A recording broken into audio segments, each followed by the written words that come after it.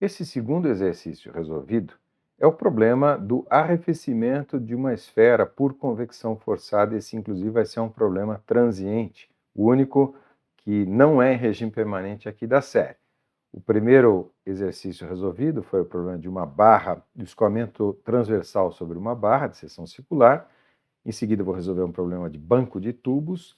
Esses dois, incluindo esse da esfera que eu estou resolvendo agora, são convecção externa.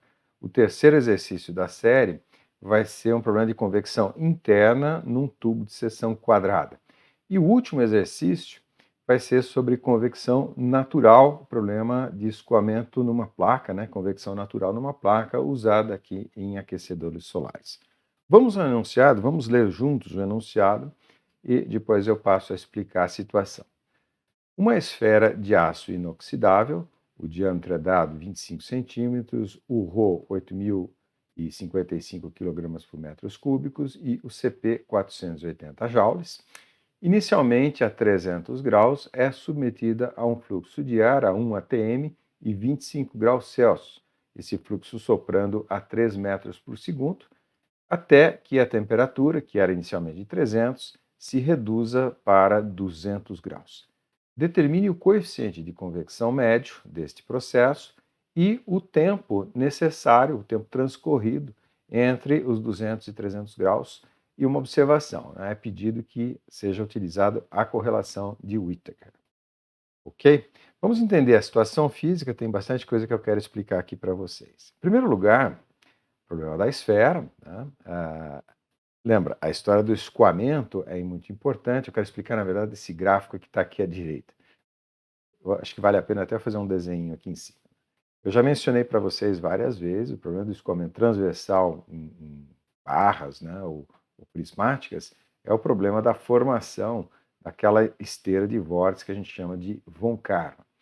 Então, o que acontece é que essa perturbação extrema no campo de velocidades faz com que as temperaturas e as taxas de transferência de calor distribuídas ali ao longo do azimute, né, da posição azimutal da esfera, varie fortemente, né? Então, na medida em que ela vai perdendo calor aqui, porque a temperatura da esfera é mais alta do que a temperatura do ar, e na medida em que as taxas de convecção, as velocidades são muito diferentes em função ali de toda essa perturbação, a gente tem uma distribuição azimutal do coeficiente de convecção. Essa distribuição, inclusive, foi um dos temas de uma das minhas iniciações científicas.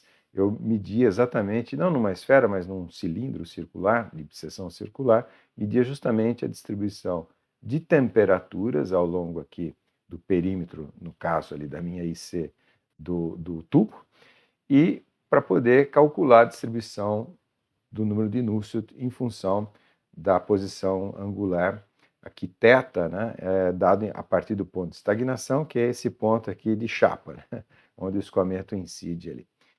Então, essa perturbação grande aqui do escoamento gera esse tipo de gráfico, né? No caso aqui, o número de Nusselt, que é, digamos, o coeficiente de convecção adimensionalizado. Então, para baixos Reynolds, ele média é menor, para altos Reynolds é maior, mas aqui, perto dos 90 graus, ou seja, nessa região aqui, onde a camada limite justamente descola, né, onde forma aqueles vórtices que vão se desprendendo de forma intermitente, a gente tem uma grande variação, uma grande queda, depois, né, um salto, né, vai pro o inferno aqui, depois vai ao céu, depois volta. Então, essa variação grande tem a ver com a fenomenologia do escoamento, por isso que eu sempre falo em aula para vocês que não é possível separar a parte de mecânica dos fluidos da parte de convecção de calor, porque se trata justamente de um fenômeno acoplado, transferência de energia com a movimentação do fluido. Se nós fôssemos resolver de maneira assim, preciosa, entre aspas, né, faríamos exatamente essa conta. Calcular, por exemplo, aqui a taxa de transferência de calor, eu teria que integrar, usando a lei de Newton, né, integrar em cada elementozinho de área dA aqui, eu tenho um certo H, que eu posso calcular a partir dessa distribuição, tendo calculado previamente o número de Reynolds. Então, eu integraria, né, o H, o ΔT, esse T aqui seria um T local, né, integraria isso em 360 graus para cada elementozinho de área.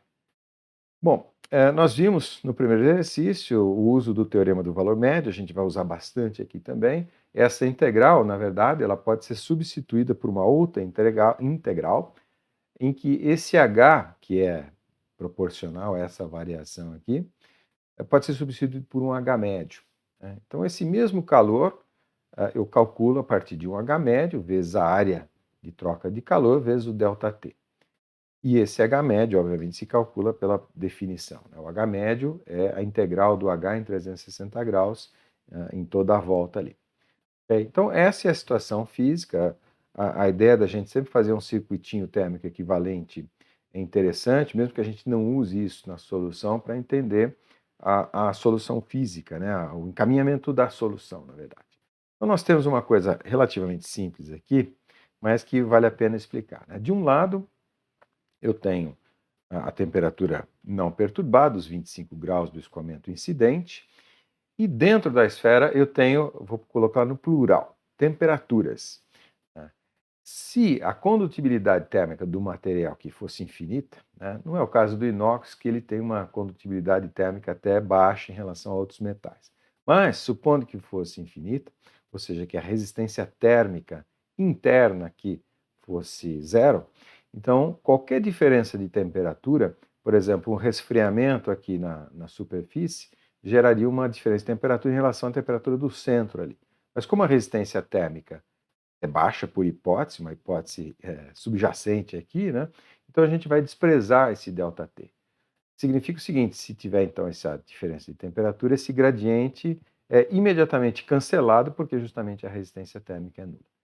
Então, do lado da direita aqui do meu circuitinho térmico equivalente, em que eu simplifiquei toda a parte dimensional, não tem dimensão, a gente costuma dizer que é um modelo zero dimensional, né? Mas aqui no caso é transiente. Então eu começo com 360 graus, ou melhor, 300 graus, confundi graus com graus, né? Começo com 300 graus e na medida em que o tempo vai passando, essa temperatura obviamente vai diminuindo.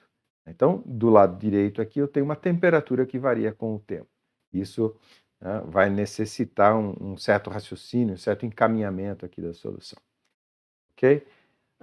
Obviamente, né, a resistência térmica a gente não vai usar esse conceito exatamente aqui.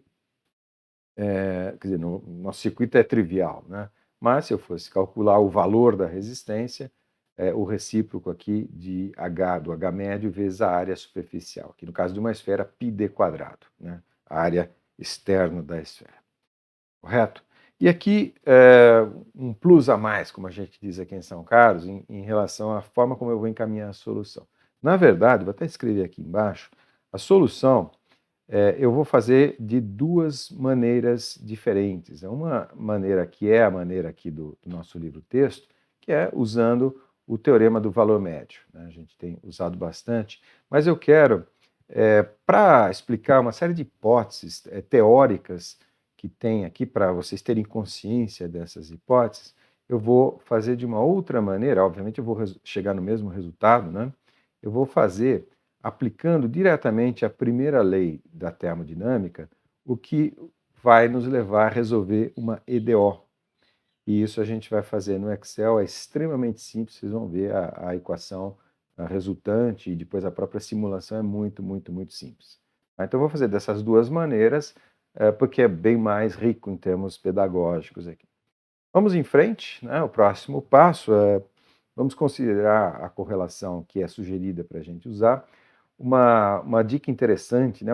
A segunda dica, digamos, importante aqui, eu digo, sempre analise um pouco o circuito térmico equivalente.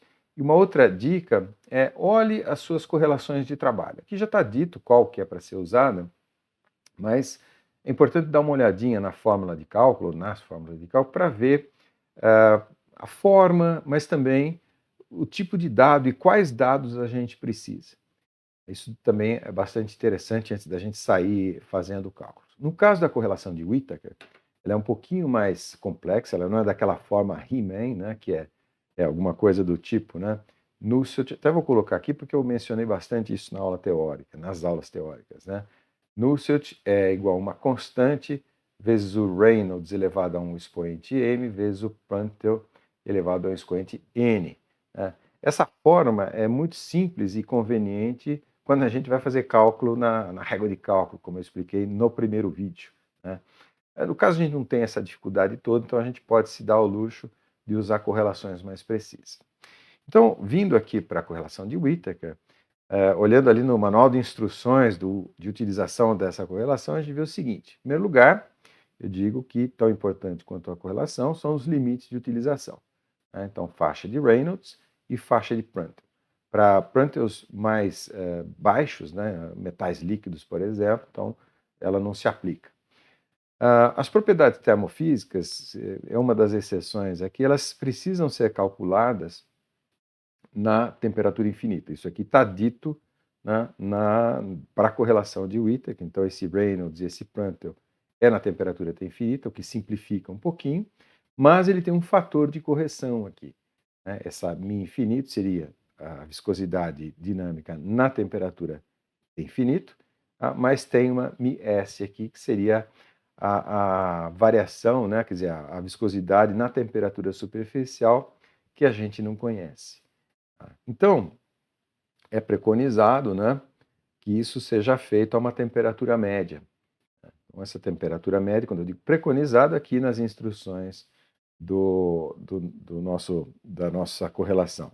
Então, a viscosidade, μs aqui, se refere a uma temperatura superficial média, que no caso, dentro daquelas hipóteses, né, desprezando ali a resistência térmica interna, então é de 300 a 200, portanto 250 graus.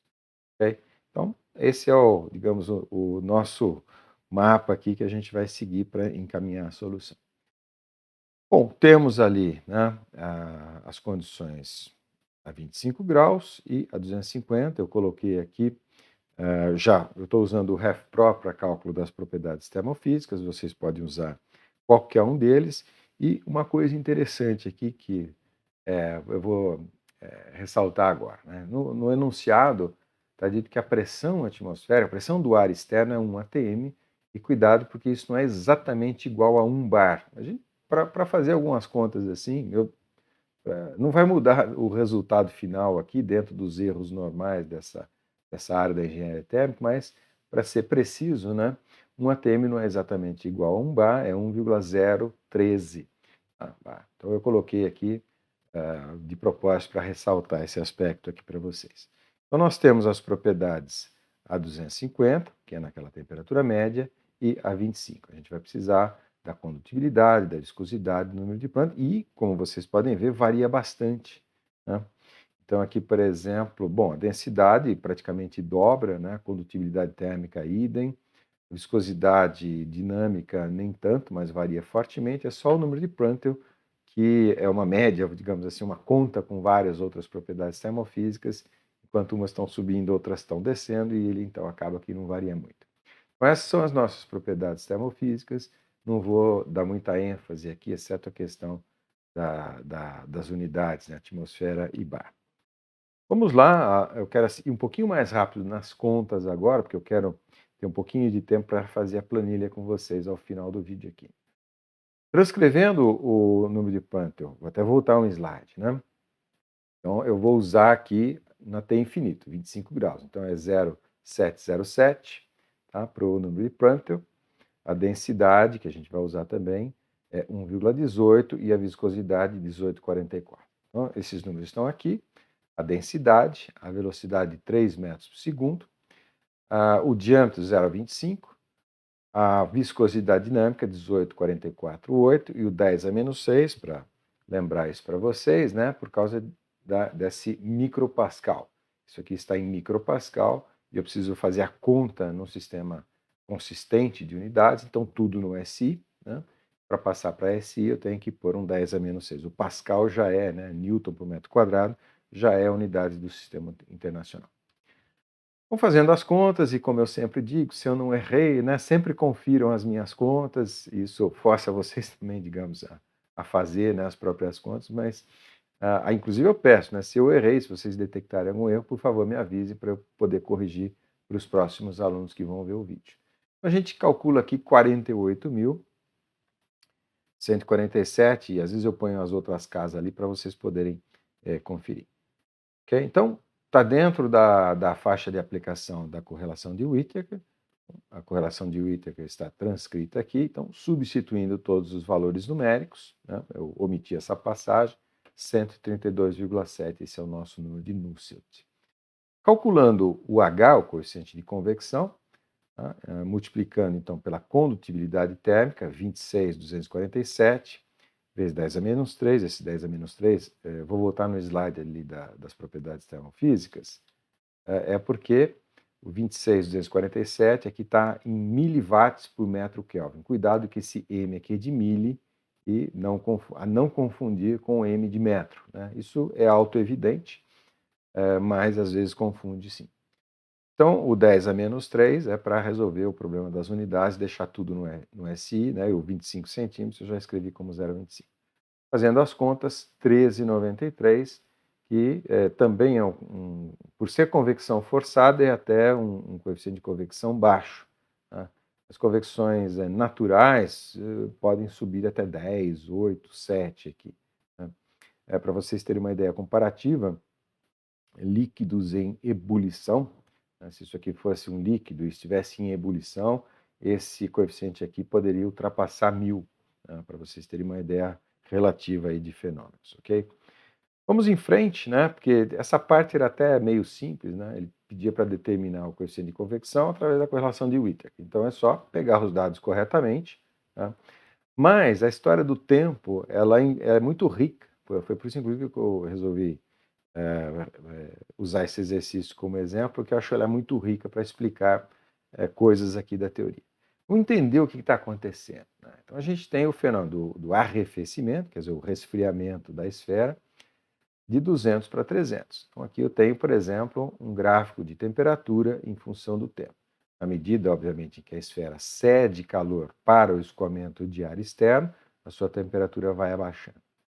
A primeira lei da termodinâmica diz o seguinte, né, essa variação de energia, aliás, isso não tem a ver com a primeira lei da termodinâmica, isso tem a ver com a própria definição, né?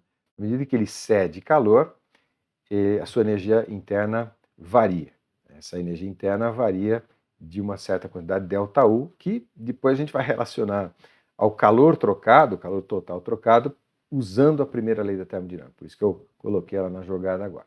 Mas, em termos de cálculo, a gente pode calcular essa variação total da energia térmica como sendo a massa da esfera, a gente ainda não calculou isso, né, mas já vamos calcular, vezes a variação o 2 menos 1 da energia específica. Essa energia específica, se eu tivesse, né, um ref próprio aqui, o inox, eu poderia calcular isso daí, né? Diretamente o ΔU. Eu posso até fazer uma interrupção, eu estou com o ref próprio aberto aqui, do vídeo que eu gravei, né, do vídeo anterior. Deixa eu procurar ele aqui. Onde é que está o ref próprio? Nossa, está lá embaixo, tem 200 janelas abertas. E é só mostrar para vocês que uma das propriedades que eu posso calcular aqui, ó, properties, né, é justamente aqui em propriedades termodinâmicas, a energia interna. Okay? Então, é que por acaso eu não tenho inox aqui nesse software, mas se eu tivesse eu já poderia calcular direto. Então, como é que a gente costuma trabalhar, na verdade? Usando, né, o calor específico, que é essa formulinha aqui embaixo. Ou seja, a energia interna que eu posso calcular como sendo Cp vezes T. Cp é o calor específico, a pressão constante, que é justamente, né, o processo a que está sendo submetido essa esfera de inox.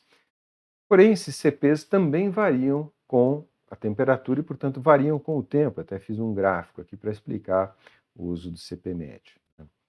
Então, na medida em que a temperatura vai variando, vamos admitir, né, que o Cp está variando, fiz uma curva genérica aqui, que seria essa curva vermelha, e a gente pode, na verdade, usar também o teorema do valor médio para calcular. Por quê? Porque esse Cp vezes a temperatura, né, é justamente a área dessa curva aqui. Se eu pegar a área dessa curva e multiplicar pela massa, eu vou ter exatamente igual ao ΔU. Né? Isso aqui eu posso até escrever assim, né? Esse ΔU, vou fazer aqui, ó, ΔU é igual, ΔU é igual M integral de Cp dt. Esse Cp, obviamente, seria um Cp de T. E eu posso aplicar o teorema do valor médio aqui, né? Esse T aqui seria, desculpa, aqui não seria tempo, né? Seria temperatura, né? Mas o meu T minúsculo ficou igual. Mas eu posso aplicar o teorema do valor médio da mesma maneira, ou seja, eu posso definir uma média, um CP médio aqui, de tal forma que a área cinza é igual à área achurada, né? Então eu posso calcular o ΔU usando o CP médio. Então, ΔU, MCP médio, ΔT. Tá? O T2 e o T1 aqui seria o 300 e o 200.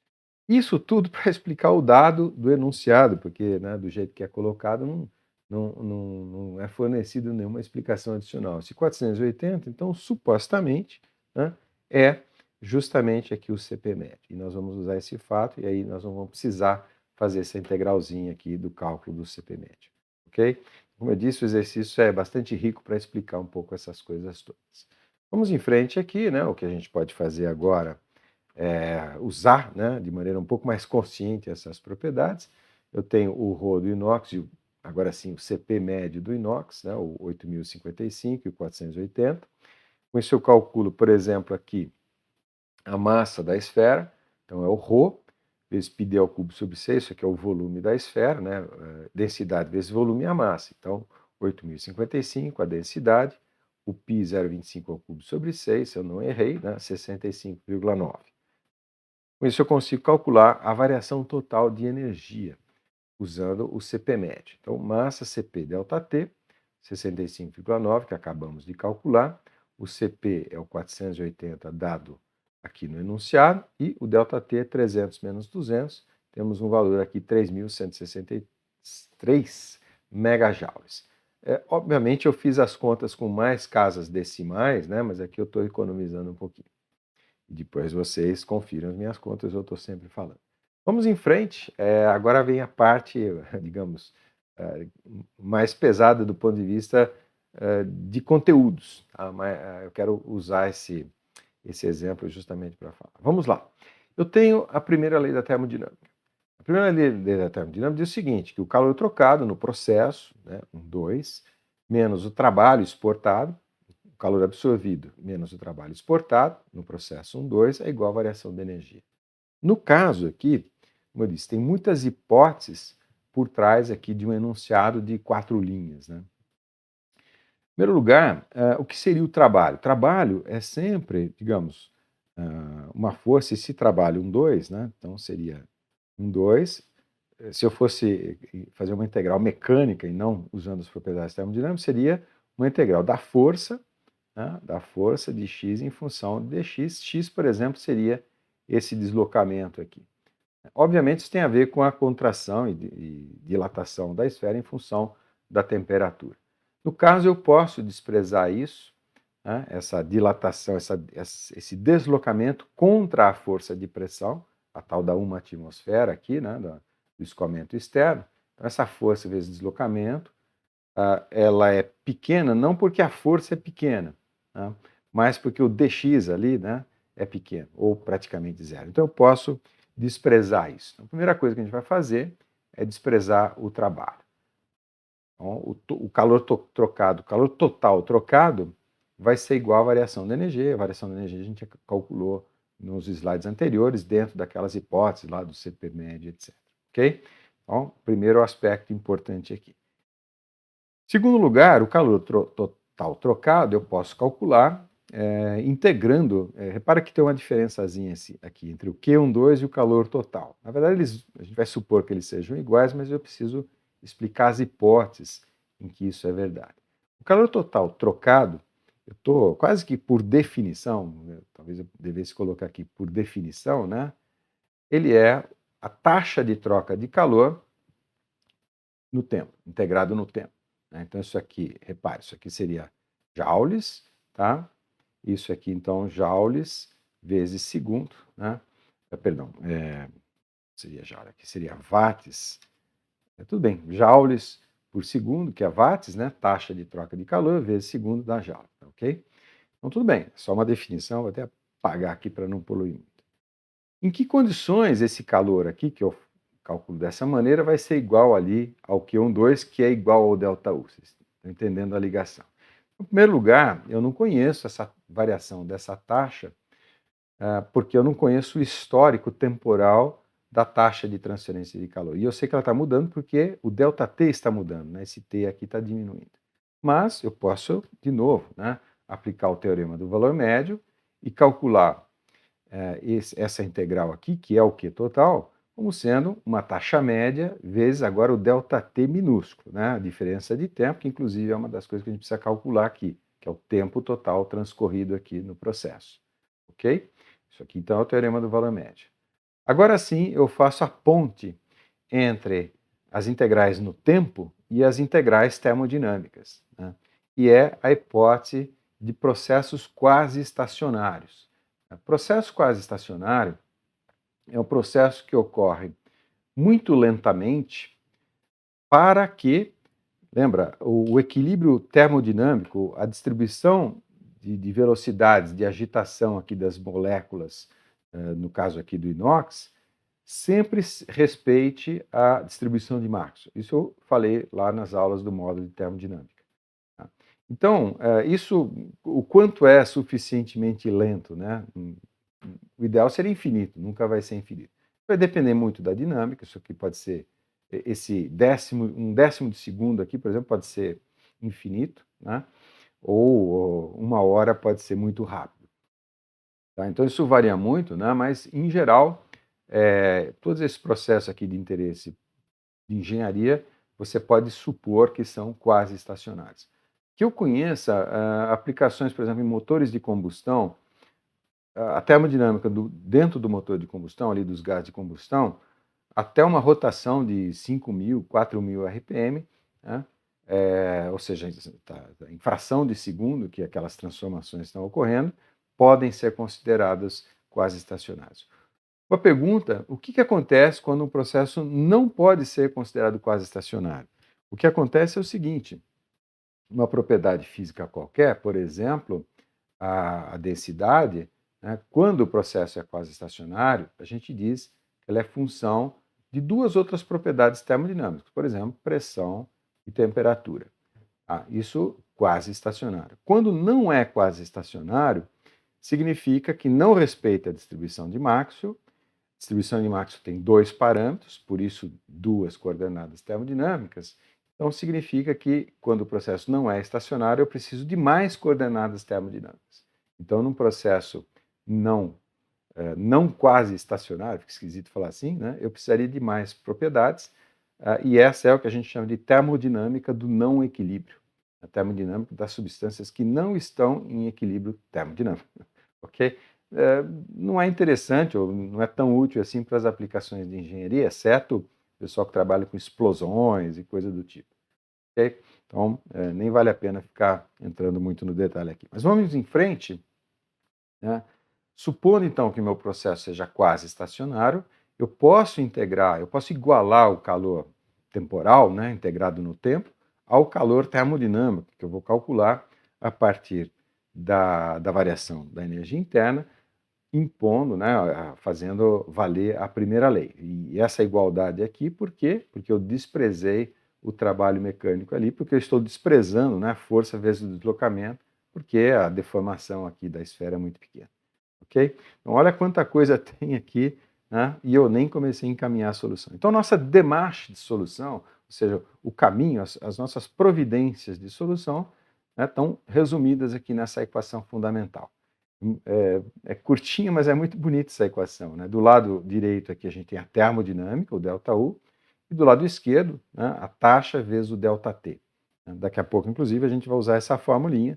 O ΔT que é pedido ali vai ser simplesmente ΔT é igual ΔU sobre o Q ponto, médio.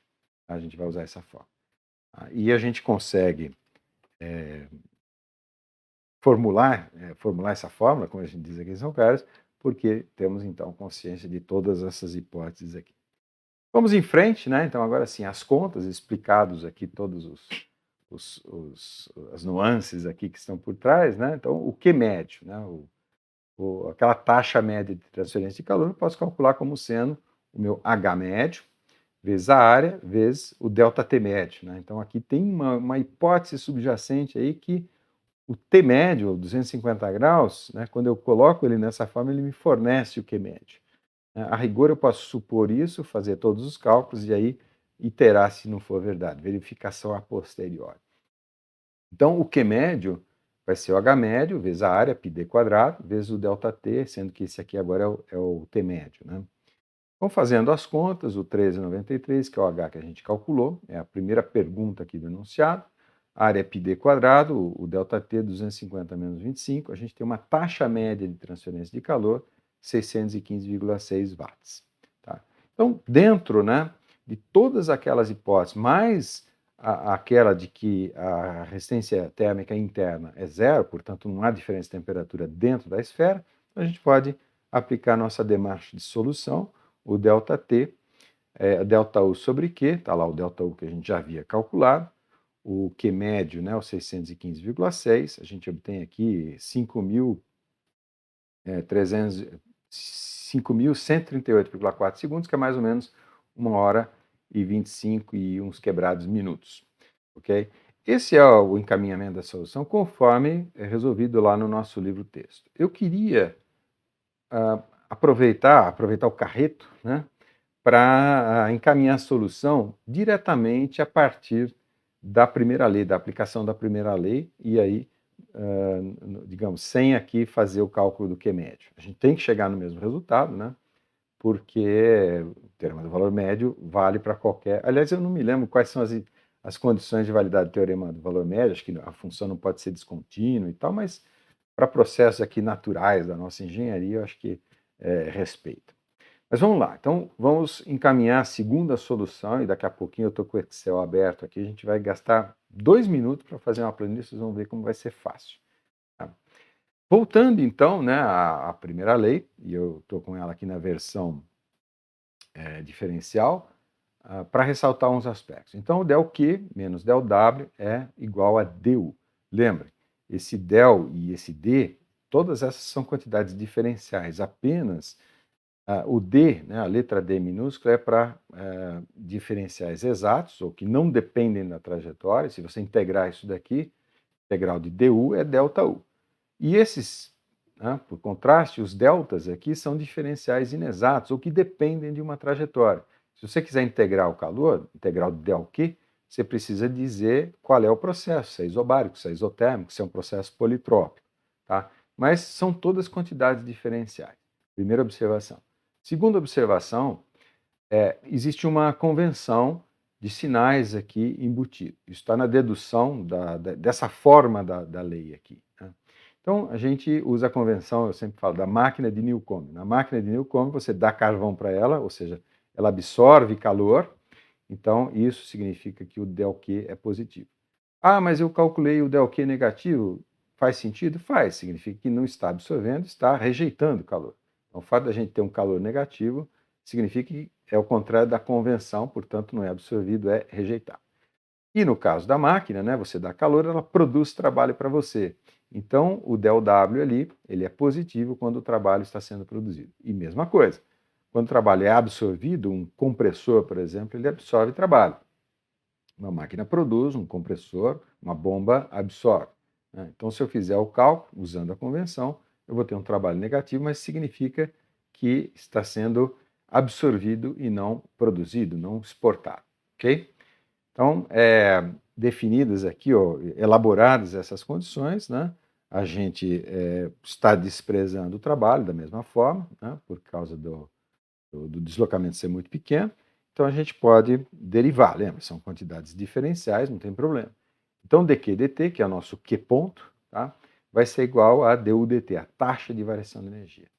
E essa taxa de variação de energia, por aquelas razões, né, ou hipóteses que eu já expliquei, eu posso escrever como sendo MCP médio dt dt, ou seja, a taxa de variação da temperatura, que é o que a gente vai integrar daqui a pouquinho.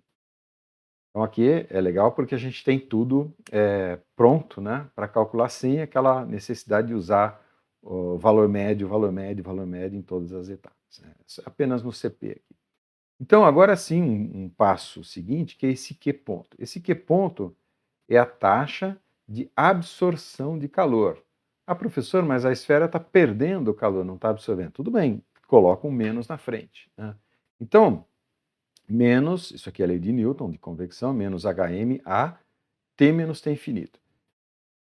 Para saber se isso é positivo ou negativo, pensa que esse T aqui, né, que é o 300, 290, 280, é maior do que o T infinito, que é 25. Então, o que está no parênteses é positivo.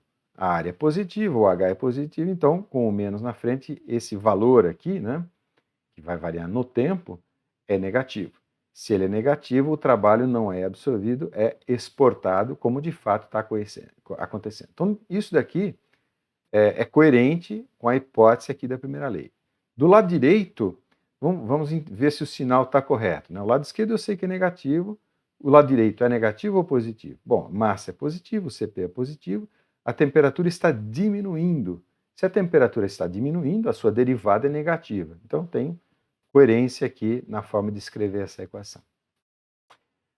Bom, agora é mais manipulação algébrica, né? Manipulando isso daqui, eu vou isolar temperaturas de um lado, a temperatura da esfera de um lado, a temperatura do ar do outro, né? Então eu tenho essa nova expressão. Na verdade, dividir tudo por Hm, etc., né?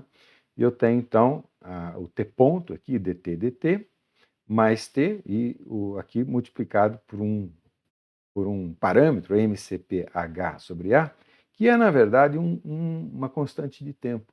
Para quem se lembra aqui das aulas de EDO, né?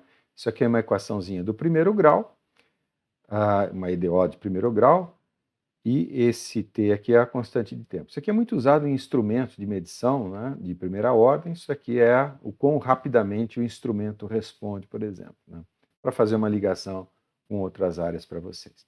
Essa equaçãozinha aqui, a gente pode integrar integrar no tempo e verificar e contar o tempo para ver o quanto leva para ir de 300 até 200 graus.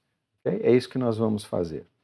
Para isso, vamos calcular esse tal para a gente entender. Eu posso resolver aquela equação analiticamente, mas eu quero mostrar numericamente para vocês. Então, isso vai nos levar à necessidade de fazer uma partição no tempo, e para isso eu preciso sim, bom, de qualquer forma, precisaria conhecer o tal. Né? O tal eu vou mostrar aqui para vocês, né? O MCP sobre HA, os números estão aqui, a massa que a gente acabou de calcular, 65,9, o CP 480 aqui do enunciado, o 393 é o H, o coeficiente de convecção, e o πd quadrado é a área.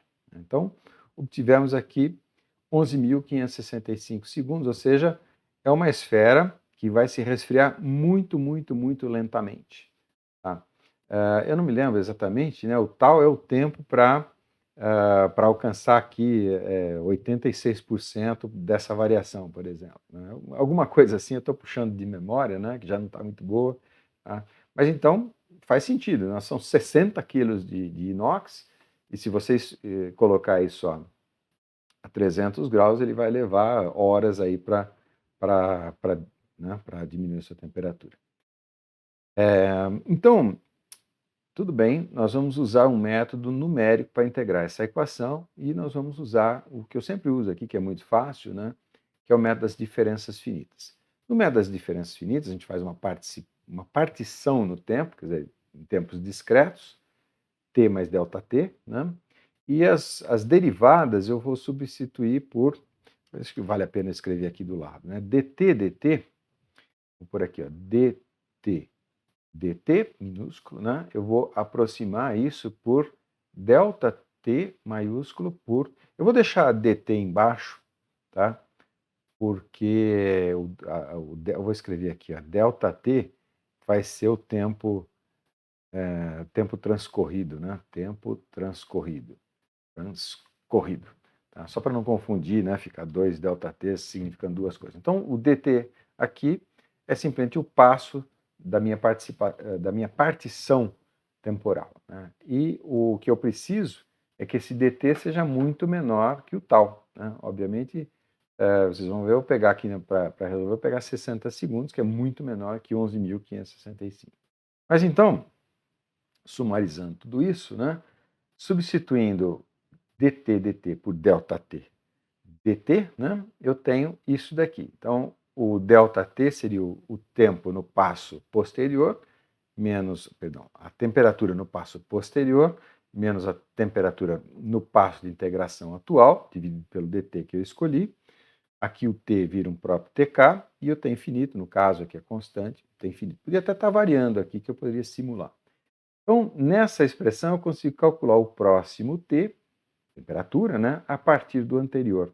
Então, isolando o tk mais 1 dessa expressão, tá, eu tenho tk mais 1 igual a tk menos dt sobre tal, vezes tk menos t infinito. Né? Essa é a minha fórmula de recorrência, o que me permite, então, a partir da condição inicial T0, que é o 300 graus, calcular o T1. Do T1 eu calculo, aqui Ctrl+C, Ctrl+V, né? Aqui eu calculo T2, tá? Depois eu calculo T2, depois eu calculo T3, T4 e assim por diante, tá? Me perdoem aqui o errinho no meu slide. E é só isso. Na verdade, a expressão que a gente precisa programar no Excel é essa expressão aqui, tá? Com o tal, né, de 11.565 e um dt arbitrado de tal forma que um seja bem, né, o dt aqui seja bem menor do que o outro, de tal maneira que, né, esse número aqui é bem menor do que 1, na verdade.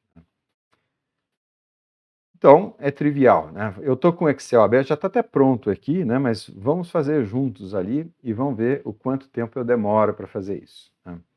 Então, deixa eu abrir o Excel, está aqui. Eu tenho, vamos colocar aqui assim, T infinito, 25 graus. Acho que eu vou zoomar um pouquinho aqui para vocês verem melhor. E vou tirar a minha imagem, né, para não atrapalhar tanto aqui. Deixa eu ver, pronto, aqui está o comando. T infinito 25.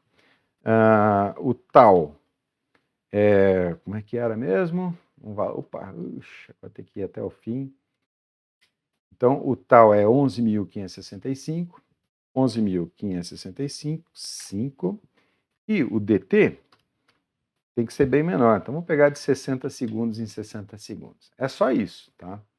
Vamos lá. Eu vou colocar uma linha amarela aqui só para separar o que é parâmetro da simulação que vai ser feita aqui. Então, aqui vou pôr o meu contador K, né? Aqui o TK e aqui o TK mais 1, ok? Até vamos fazer o seguinte, vamos centralizar para ficar bonitinho aqui. Então, o K para mim, 0, né? E aqui, vou até deixar pronto aqui para vocês, certo? Vou até abrir um espaço aqui, por T0 e 300 graus. Então, o TK é igual, o T0, né? O TK para quando K é igual a 0, está ali na célula B1, que é o 300 graus. Normalmente eu gosto de pôr as unidades, mas vamos pôr então, vai. Fazer direitinho, né? Inserir, então isso aqui é graus Celsius, aqui é graus Celsius, aqui é segundos e aqui segundos. Perfeito. Né? O TK mais 1 lembra da fórmula, né? O TK mais 1, vamos fazer o seguinte, eu vou voltar lá na minha apresentação, nesse slide aqui, só para ficar fácil para vocês. Então, eu vou pegar essa formulinha, se eu achar ela aqui, essa formulinha, perdoem aqui o mau jeito, essa formulinha eu vou jogar aqui, né? Vou jogar aqui para vocês, para a gente programar. Tá? Por isso que aula tutorial tem esses direitos, né, de quebrar a sequência aqui das minhas falas. É muito simples, né? Então, olha lá, igual o TK anterior, que é o 300, tá? Menos dt sobre tal. dt é o 60 segundos, e eu vou ancorar esse endereço, porque depois eu vou copiar e eu não quero que esse endereço seja atualizado. Então, F4, tá? Eu ancoro o endereço, dividido por tal, que é o 11.565, vou ancorar também esse endereço, F4, vezes o TK, que é, ficou aqui, né? O TK está na célula F2, tá? Menos a T infinito, que é o 25 graus, e vou ancorar o endereço F4. Pronto. Enter. Então, eu tenho a minha próxima temperatura e acabou. Tudo que eu preciso fazer agora é Ctrl+C, Ctrl+V. Então, vamos lá. Vamos fazer o seguinte, vamos gerar uma coluna de tempo aqui, né? Tempo. O tempo é sempre igual ao K vezes o dt. K vezes o dt, e vou ancorar esse endereço aqui.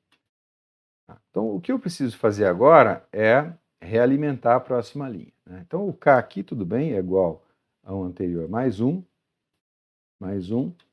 Esse daqui é só Ctrl C, Ctrl V, né? Tá ok? Ele já vai atualizar. Essa fórmula aqui, né, significa o seguinte: o próximo TK era o anterior né, era o TK mais 1. Então eu vou pôr aqui igual ao H2 ali em cima, ok? Então, e aí, agora sim, Ctrl C, Ctrl V. Tá? E acabou, né? O que a gente precisa fazer agora é copiar isso daqui suficiente vezes, né, para a gente descendo de 300, tá vendo? 300 foi para 298,5, 298,5 foi para 297 e assim sucessivamente. Então, Ctrl C, e agora eu vou descendo aqui, vou fazer bastante aqui, né, para ter folga, né, Ctrl V, e tá lá, e posso fazer um gráfico, né, do gráfico da temperatura em função do tempo. Então, por exemplo, vamos lá, inserir um gráfico, e está lá o decaimento da temperatura. Ele pede de 300 a 200. Eu posso até fazer o seguinte, eu posso até, para não ter que mexer no gráfico aqui, vou diminuir o dt, né? Que é melhor ainda, minha equação diferencial fica mais precisa. Então, 30 segundos, né? Ainda assim, acho que eu posso diminuir bastante. Se eu puser 1 segundo, 1 segundo não dá, né?